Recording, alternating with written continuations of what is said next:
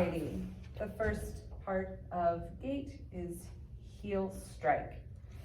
We have an isometric contraction at the anterior tibialis, innervated by the deep peroneal. We have an eccentric contraction at the quads, innervated by the femoral. We have an isometric contraction at the glute max, innervated by the inferior gluteal nerve.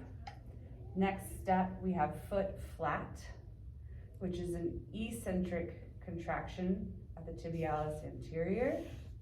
It's an eccentric contraction at the quads, and it's a concentric contraction at the glute max. Next, we have mid stance, which becomes an eccentric contraction at the gastroc, innervated by the tibial nerve. It becomes a concentric contraction at the glute max and an isometric contraction at the glute med, which is innervated by the superior gluteal.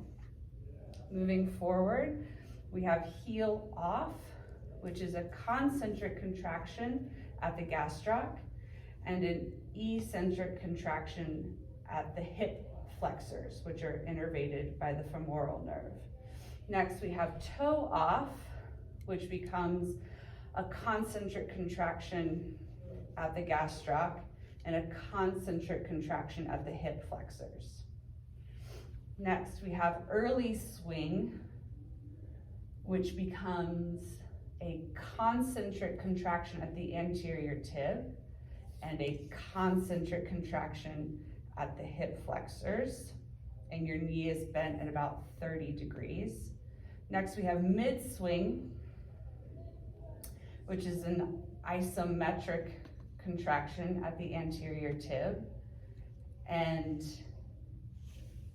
a concentric contraction at the hip flexors.